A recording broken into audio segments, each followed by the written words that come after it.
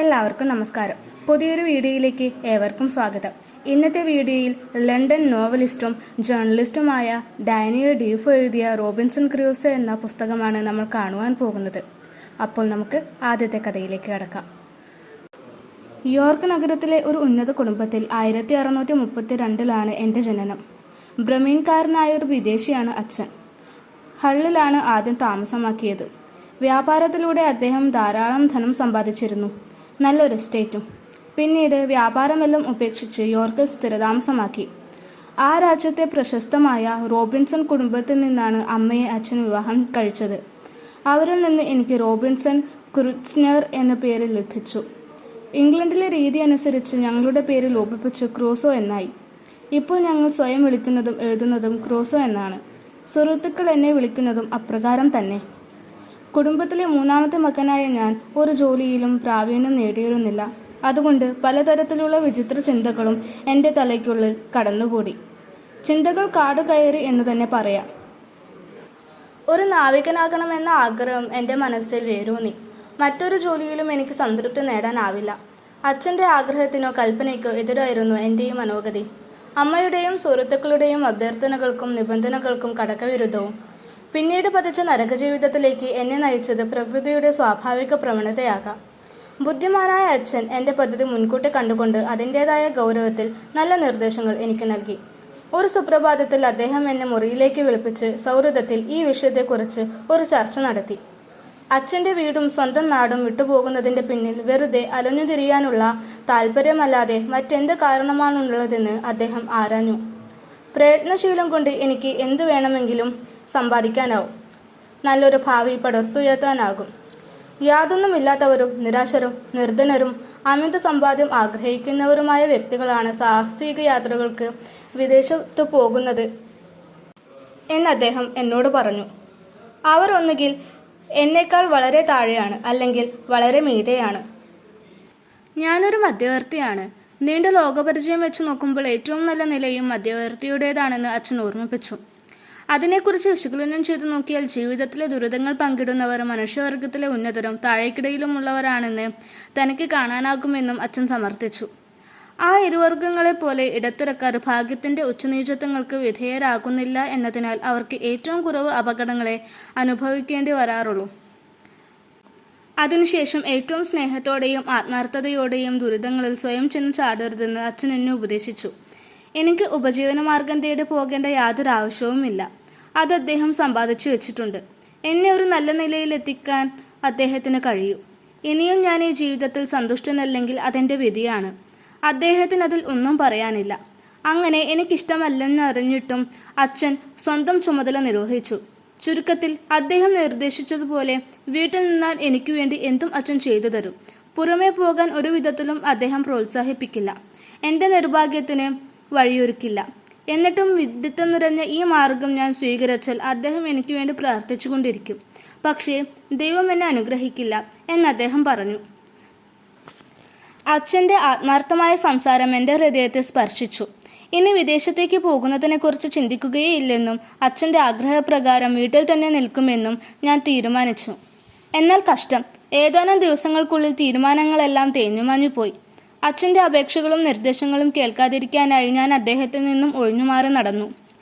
Business നടത്തുവാനുള്ള അച്ഛൻ്റെ നിർദ്ദേശങ്ങൾ ഞാൻ ചെവിക്കൊണ്ടില്ല. എൻ്റെ പദ്ധതിക്കെതിരായുള്ള അച്ഛനമ്മമാരുടെ നീക്കത്തെ സൗഹൃദത്തോടെ തന്നെ ഞാൻ ഇടയ്ക്കിടെ പ്രതിഷേധിച്ചു കൊണ്ടിരുന്നു. ഒരു വർഷം അങ്ങനെ കഴിഞ്ഞു. ഒരു ദിവസം ഞാൻ ഹള്ളിലേക്ക് വെറുതെ ഒരു സന്ദർശനം നടത്തി. എൻ്റെ ഒരു സ്നേഹിതൻ അവൻ്റെ അച്ഛൻ്റെ കപ്പലിൽ ലണ്ടനിലേക്ക് പോകുകയാണ്. അവരോടൊപ്പം പോകാൻ ഞാൻ പ്രേരിപ്പിക്കപ്പെട്ടു. ഞാൻ അച്ഛനോടോ അമ്മയോടോ ആലോചിക്കാതെ, അതിനെക്കുറിച്ച് അവരോട് ഒരു വാക്കുപോലും പറയാതെ, ദൈവാനുഗ്രഹമോ പിതാവിൻ്റെ ആശീർവാദമോ ചോദിക്കാതെ, ചുറ്റുപാടിനെക്കുറിച്ചോ ഭവിഷ്യത്തിനെക്കുറിച്ചോ ചിന്തിക്കാതെ ഒരു നശിച്ച നേരത്ത് 1651 സെപ്റ്റംബർ 1 ലണ്ടനിലേക്കുള്ള കപ്പൽ കയറി. ഒരു വീരസാഹസികനും എന്നെപ്പോലെ ദീർഘമായ കഷ്ടതകൾ അനുഭവിച്ചിട്ടില്ലെന്ന് ഞാൻ കരുതുന്നു. കപ്പൽ ഹാർബർ വിട്ടതോടെ ശക്തമായ കാറ്റടിക്കാൻ തുടങ്ങി. ഭീതിപ്പെടുത്തുന്ന രീതിയിൽ തിരമാലകൾ ഉയർന്നു വന്നു. ഇതിനു മുമ്പ് കടൽ യാത്ര ചെയ്തിട്ടില്ലാത്ത ഞാൻ ശാരീരികമായും മാനസികമായും വല്ലാതെ തളർന്നുപോയി. ഞാൻ ചെയ്ത തെറ്റിനെക്കുറിച്ച് ഇപ്പോൾ ഗൗരവത്തോടെ ഓർത്തുപോയി. സ്വന്തം കർത്തവ്യത്തിൽ നിന്നും ഒഴിഞ്ഞുമാറി അച്ഛൻ്റെ വീട് ഉപേക്ഷിച്ചു പോയതിൻ്റെ ദൈവകോപമാണത്. അച്ഛൻ്റെ സതുപദേശവും അമ്മയുടെ കണ്ണുനീരോടെയുള്ള അഭ്യർത്ഥനകളും എൻ്റെ മനസ്സിലേക്ക് കടന്നു വന്നു. ഉപദേശത്തെ നിന്ദിച്ചതിനും ദൈവത്തോടും എൻ്റെ അച്ഛനോടുമുള്ള കടമ നിർവഹിക്കാതിരുന്നതിനും സ്വന്തം മനസാക്ഷി ഖേദത്തോടെ എന്നെ കുറ്റപ്പെടുത്തി. കൊടുങ്കാറ്റ് ശക്തമായി ആഞ്ഞടിച്ചു. കടൽ വല്ലാതെ ഉയരുകയും താഴുകയും ചെയ്തു. ആദ്യത്തെ കടൽ യാത്ര ആയതിനാൽ ഇത്തരം ഒരു അനുഭവം എനിക്ക് പുത്തരിയാണ്. ഏതൊരു യുവ നാവികനെയും പോലെ എന്നെ അത് വല്ലാതെ ബാധിച്ചു. ഇതിനേക്കാൾ എത്രയോ വലിയ കൊടുങ്കാറ്റിൽ പിന്നീട് അകപ്പെട്ടിട്ടുണ്ടെങ്കിലും ഓരോ തിരയും ഞങ്ങളെ വിഴുങ്ങിക്കളയുമെന്ന് ഞാൻ ഭയപ്പെട്ടു. ഓരോ പ്രാവശ്യം കപ്പൽ താഴുമ്പോഴും ഇനി ഒരിക്കലും പൊങ്ങി വരാത്ത വിധത്തിൽ അത് കടലിനടിത്തട്ടിലേക്ക് മുങ്ങിപ്പോകുമെന്ന് ഞാൻ കരുതി. ഈ മനോവേദനയിൽ ഞാൻ പല ശപഥങ്ങൾ ചെയ്തു. ചില ദൃഢനിശ്ചയങ്ങളെടുത്തു. ഈ യാത്രയിൽ ദൈവം എന്നെ രക്ഷിച്ചാൽ, ഭൂമിയിൽ വീണ്ടും എനിക്ക് കാലുകുത്താൻ കഴിഞ്ഞാൽ ഞാൻ നേരെ അച്ഛൻ്റെ അടുക്കിലേക്ക് പോകും. ജീവിതത്തിൽ ഒരിക്കലും ഇനി കപ്പലിൽ കയറുകയില്ല. വീണ്ടും ഇത്തരം ദുരിതങ്ങളിൽ വന്നുപെടില്ല. അച്ഛൻ്റെ ഉപദേശം സ്വീകരിക്കും.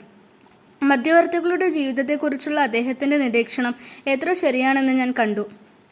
എത്ര സുഖകരമായ ജീവിതമാണ് അദ്ദേഹം നയിച്ചിരുന്നത്. കടലിലെ കൊടുങ്കാറ്റോ കരയിലെ കുഴപ്പങ്ങളോ ഒരിക്കലും നേരിടാതെ പശ്ചാത്തപിക്കുന്ന ഒരു യഥാർത്ഥ മുടിയനായ പുത്രനെ പോലെ അച്ഛൻ്റെ അടുക്കൽ തിരിച്ചെത്തുമെന്ന് ഞാൻ ദൃഢനിശ്ചയമെടുത്തു. വിവേകവും ശാന്തതയുമുള്ള ഇത്തരം ചിന്തകൾ കൊടുങ്കാറ്റ് തുടരുന്നതുവരെ മാത്രമേ ഉണ്ടായിരുന്നുള്ളൂ.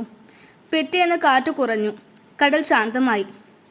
രാത്രി ആയപ്പോഴേക്കും കാലാവസ്ഥ സുഖകരമായി. കാറ്റ് നിശേഷം മാറുകയും ആകർഷകമായൊരു സായാഹ്നം സംജാതമാകുകയും ചെയ്തു. വളരെ തെളിഞ്ഞ ചക്രവാളത്തിൽ സൂര്യൻ അസ്തമിച്ചു. അതേപോലെ പിറ്റേന്ന് ഉദിക്കുകയും ചെയ്തു. കാറ്റില്ലാത്ത ശാന്തമായ കടലും അതിനുമീതെ പ്രകാശിക്കുന്ന സൂര്യനും ഞാൻ ഇതുവരെ കണ്ടിട്ടില്ലാത്തത്ര മനോഹരമായൊരു കാഴ്ചയാണെന്ന് എനിക്ക് തോന്നി. രാത്രി സുഖമായി ഞാൻ ഉറങ്ങി. ഇപ്പോൾ കടൽ ചുരുക്ക് തീരെയില്ല. വളരെ ഉഷാറിലായിരുന്നു. തലേന്നത്തെ ക്ഷോഭിച്ച കടലിനെക്കുറിച്ചും ഭീകരദിനത്തെക്കുറിച്ചും ഓർത്ത് ഞാൻ അത്ഭുതപ്പെട്ടു. ഇത്രയും വേഗം ഇത്രയും ശാന്തവും സുഖകരവുമാകാൻ എങ്ങനെ കഴിയുന്നു? സുഹൃത്ത് എൻ്റെ അരികിൽ വന്ന് തോളത്ത് തട്ടിക്കൊണ്ട് ചോദിച്ചു. ശരി ബോബ്, എങ്ങനെയുണ്ട്? ഇന്നലെ രാത്രി ഒരു ചെറിയ കാറ്റൂതിയപ്പോൾ നീ ഭയന്നു പോയെന്ന് എനിക്ക് തോന്നുന്നു. അതിനെ ചെറിയൊരു കാറ്റെന്നാണോ നീ പറയുന്നത്? അതൊരു ഭയങ്കര കൊടുങ്കാറ്റായിരുന്നു. കൊടുങ്കാറ്റ്? വിഡ്ഢി, നീ അതിനെ കൊടുങ്കാറ്റായി കരുതുന്നു? അല്ലേ അല്ല. നമ്മൾക്ക് നല്ലൊരു കപ്പലും മുറിയും ഉണ്ടായിരുന്നെങ്കിൽ കാറ്റിൻ്റെ ഇരമ്പൽ കേൾക്കില്ലായിരുന്നു. നീ ഒരു പുതിയ നാവികനല്ലേ ബോബ്? നമുക്ക് ഒരു കോപ്പ മദ്യമടിക്കാം. അപ്പോൾ നമ്മൾ എല്ലാം മറക്കും. നോക്കൂ, എന്ത് ആകർഷകമായ കാലാവസ്ഥയാണിപ്പോൾ. ഞങ്ങൾ ഏതൊരു നാവികനെയും പോലെ സുഖമായി മദ്യപിച്ചു. ആ ഒറ്റ രാത്രിയിലെ മദ്യക്കോപ്പയിൽ ഞാൻ എല്ലാ പശ്ചാത്താപവും പഴയ ചിന്തകളും ഭാവിയെക്കുറിച്ചുള്ള ദൃഢപ്രതിജ്ഞകളും മുക്കിക്കളഞ്ഞു. 6-ാം ദിവസം യാർമൂത്ത് ഉൾക്കടലിൽ ഞങ്ങൾ എത്തി. കാലാവസ്ഥ ശാന്തമായിട്ടും കൊടുങ്കാറ്റിനു ശേഷം അധികം ദൂരം ഞങ്ങൾക്ക് പോകാനായില്ല. വീണ്ടും കാറ്റ് ശക്തമാകാൻ തുടങ്ങിയപ്പോൾ നങ്കൂരമിടേണ്ടി വന്നു. അവിടെ 7-8 ദിവസം കൊടുങ്കാറ്റിൽപ്പെട്ട് ഞങ്ങൾ കിടന്നു. 8-ാം ദിവസം അത് ശക്തമായ കൊടുങ്കാറ്റടിച്ചു. നാവികരുടെ മുഖങ്ങളിൽ ആശങ്ക നിഴലിക്കുന്നത് ഞാൻ കണ്ടു. ഭയവും അത്ഭുതവും ആ മുഖങ്ങളിൽ സ്ഫുരിച്ചിരുന്നു. ക്യാപ്റ്റൻ കപ്പൽ സുരക്ഷിതമാക്കാനുള്ള ജോലികളിൽ മുഴുകി. എങ്കിലും അദ്ദേഹം എന്നെ കടന്നു പോകുമ്പോഴെല്ലാം മുറിവിടുന്നത് ഞാൻ ശ്രദ്ധിച്ചു. ദൈവമേ, ഞങ്ങളോട് കരുണ കാണിക്കണമേ, ഞങ്ങൾ നശിച്ചു പോകും, ഞങ്ങൾ ഇല്ലാതാകും എന്നല്ല. ഞാൻ വല്ലാതെ പേടിച്ചു വിറച്ചു. മുറിയിൽ നിന്നും എഴുന്നേറ്റ് പുറത്തേക്ക് നോക്കി. ഇത്രയും ദുഃഖകരമായ ഒരു കാഴ്ച ഞാൻ കണ്ടിട്ടില്ല. ഒരു മലയുടെ പൊക്കത്തിലാണ് തിരമാലകൾ അടിക്കുന്നത്. 3-4 മിനിറ്റ് ഇടവിട്ടുകൊണ്ട് അത് ഞങ്ങളുടെ മേൽ പതിക്കുന്നു. ചുറ്റുപാടും കഷ്ടതകളല്ലാതെ എനിക്കൊന്നും കാണാൻ കഴിഞ്ഞില്ല. ഞങ്ങളുടെ അടുത്ത് 1 മൈൽ ദൂരെ കിടക്കുന്ന 2 കപ്പലുകളുടെ കൊടുമരങ്ങൾ ഒടിഞ്ഞു വീണ് വെള്ളത്തിലേക്ക് താഴ്ന്നുകൊണ്ടിരിക്കുന്നു. അവ വെള്ളം കയറി മുങ്ങിപ്പോകുകയാണെന്ന് ഞങ്ങളുടെ നാവികർ നിലവിളിച്ചു. മറ്റു 2 കപ്പലുകളും നങ്കൂരത്തോടെ കടലിലേക്ക് ഒഴുകുന്നു. അതിൻ്റെ കൊടിമരവും തകർന്നു പോയിട്ടുണ്ട്. എൻ്റെ നില ആർക്കും ഊഹിക്കാവുന്നതേയുള്ളൂ. ഒരു യുവാവായ നാവികൻ എന്ന നിലയ്ക്ക് ഇത്തരം അനുഭവം ഉണ്ടായിട്ടില്ല. എന്നാൽ ഏറ്റവും പരിതാപകരമായ കാര്യം വരുന്നതേയുള്ളൂ. ശക്തമായ കൊടുങ്കാറ്റ് തുടർന്നു. പരിചയസമ്പന്നരായ നാവികർ പോലും ഇത്രയും മോശം പരിതസ്ഥിതി അഭിമുഖീകരിച്ചിട്ടില്ലെന്ന് പറഞ്ഞു. ഞങ്ങളുടേത് നല്ലൊരു കപ്പലാണ്. എന്നാൽ അതിൽ ഭാരം നിറച്ചിരിക്കുകയാണ്. അത് കടലിൽ കടന്ന് ഉഴലുന്നു. അതിൽ വെള്ളം നിറഞ്ഞു മുങ്ങിപ്പോകുമെന്ന് നാവികർ നിലവിളിച്ചു. വെള്ളം നിറഞ്ഞു മുങ്ങും എന്ന് പറഞ്ഞതിൻ്റെ അർത്ഥം ആദ്യം എനിക്ക് മനസ്സിലാക്കാത്തതിനാൽ അത്ര പരിഭ്രമമൊന്നും ഞാൻ പ്രദർശിപ്പിച്ചില്ല. ക്യാപ്റ്റനും മറ്റു ചില നാവികരും സമചിത്തത പാലിച്ചുകൊണ്ട് മുങ്ങിപ്പോയേക്കുമെന്നറിഞ്ഞിട്ടും ഓരോരോ പ്രവൃത്തികളിൽ ജാഗരൂകരായി. അർദ്ധരാത്രി ഒരാൾ കപ്പലിന്റെ അടിത്തട്ടിൽ ഇറങ്ങിച്ചെന്ന് പരിശോധിച്ചു. വെള്ളം ഉള്ളിലേക്ക് ഇരച്ചു കയറുന്നുവെന്നവൻ വിളിച്ചു കൂവി. 4 അടി വെള്ളം കയറി കഴിഞ്ഞു. എല്ലാവരും വെള്ളം പമ്പ് ചെയ്യാൻ തുടങ്ങി. ഹൃദയമിടിപ്പ് നിലച്ചതുപോലെ എനിക്ക് തോന്നി. ഞാൻ കിടക്കയിൽ മലർന്നടിച്ചു വീണു. ആളുകൾ എന്നെ എഴുന്നേൽപ്പിച്ച് വെള്ളം പമ്പ് ചെയ്യാൻ കൊണ്ടുപോയി. ആത്മാർത്ഥതയോടെ ഞാൻ ആ ജോലി ചെയ്തുകൊണ്ടിരുന്നു. ആ സമയത്ത് കൽക്കരി കയറ്റിക്കൊണ്ടുപോകുന്ന ചെറിയ കപ്പലുകൾ ദൂരെ കണ്ട് അപായ സൂചനാ വെടികൾ പൊട്ടിക്കുവാൻ ക്യാപ്റ്റൻ ഉത്തരവ് നൽകി.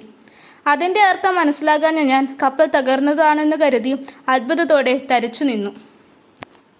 ഞങ്ങൾ പമ്പിംഗ് തുടർന്നെങ്കിലും കപ്പലിൽ വെള്ളം വർദ്ധിച്ചു വന്നു. ഞങ്ങൾ മുങ്ങുമെന്ന് തന്നെ ഉറപ്പായി. കൊടുങ്കാറ്റിന്റെ ശക്തി അല്പം കുറഞ്ഞെങ്കിലും അടുത്ത തുറമുഖം വരെ ഈ കപ്പൽ ഓടിച്ചു കൊണ്ടുപോകാനാകില്ല. അതുകൊണ്ട് ക്യാപ്റ്റൻ വെടിപൊട്ടിക്കൽ തുടർന്നുകൊണ്ടിരുന്നു. ഞങ്ങൾക്ക് മുന്നിലുണ്ടായിരുന്ന ചെറിയൊരു കപ്പലിൽ നിന്ന് ഞങ്ങളെ രക്ഷിക്കാനായി ഒരു ബോട്ട് അയച്ചു തന്നു. വലിയ ആപത്തിലൂടെയാണത് എത്തിയത്. അതിൽ കയറിപ്പറ്റുക എന്നത് അസാധ്യമായ പണിയാണെന്ന് ഞങ്ങൾക്ക് തോന്നി. കപ്പലിന് അരികു ചേർന്ന് നിൽക്കുവാൻ ആ ബോട്ടിന് പറ്റുന്നില്ല. ഒടുവിൽ ബോട്ടിലെ ആളുകൾ സ്വന്തം ജീവൻ പണയപ്പെടുത്തിക്കൊണ്ട് ഞങ്ങൾ എറിഞ്ഞുകൊടുത്ത കയറി പിടിച്ച് അങ്ങനെ അതിനെ കപ്പലിനോടടുപ്പിച്ച് ഞങ്ങളെല്ലാം ബോട്ടിൽ കയറി. ഞങ്ങളെ കരക്കെത്തിച്ചു തരുവാനുള്ള ക്യാപ്റ്റന്റെ അഭ്യർത്ഥന മാനിച്ച് ബോട്ട് ഒരു വിധത്തിൽ വടക്കുദിശയിലെ വിന്റർട്ടണിലേക്ക് വിട്ടു. ഞങ്ങൾ പോന്ന് 15 മിനിറ്റ് കഴിയുമ്പോഴേക്കും ഞങ്ങളുടെ കപ്പൽ മുങ്ങിത്താഴുന്നത് കാണാറായി. വെള്ളം കയറി മുങ്ങുന്നതിന്റെ അർത്ഥം ആദ്യമായി ഞാൻ മനസ്സിലാക്കി. കുറെ കഴിഞ്ഞപ്പോൾ കടൽ തീരം ഞങ്ങൾക്ക് കാണാൻ കഴിഞ്ഞു. ഞങ്ങൾ കരയ്ക്കണയുമ്പോൾ സഹായിക്കാനായി നിരവധി പേർ നിൽക്കുന്നുണ്ട്. എന്നാൽ കാറ്റും കോളും മൂലം ബോട്ട് മെല്ലെയാണ് നീങ്ങുന്നത്. വിന്റർട്ടൺ ലൈറ്റ് ഹൗസ് കടന്ന് ക്രോമിൽ ഞങ്ങൾ കരയ്ക്ക് അണഞ്ഞു. എല്ലാവരും സുരക്ഷിതമായി കരയിലിറങ്ങി യാർമൗത്തിലേക്ക് നടന്നു. അവിടുത്തെ മജിസ്ട്രേറ്റും ജനങ്ങളും നിർഭാഗ്യവാന്മാരായ ഞങ്ങളോട് കരുണയോടെ പെരുമാറി. ലണ്ടനിലേക്കോ ഹള്ളിലേക്കോ പോകാൻ ആവശ്യമുള്ള പണവും താമസിക്കാൻ ഇടവും നൽകി. ഹള്ളിലേക്ക് തിരിച്ചു പോകാനുള്ള സൽബുദ്ധി ഞാൻ കാണിച്ചിരുന്നെങ്കിൽ വീട്ടിൽ എനിക്ക് സന്തോഷത്തോടെ കഴിയാമായിരുന്നു. എൻ്റെ അച്ഛൻ ബൈബിൾ കഥയിലേതുപോലെ മുടിയനായ പുത്രന്റെ തിരിച്ചുവരവ് ആഘോഷിക്കാനായി തടിച്ചു കൊഴുത്ത പശുക്കുട്ടിയെ കൊന്ന് സദ്യ നടത്തിയേനെ. ഈ കഥ ഇവിടെ അവസാനിക്കുന്നു. അടുത്ത കഥയുമായി അടുത്ത വീഡിയോയിൽ കാണാം. അതുവരേക്കും ബൈ.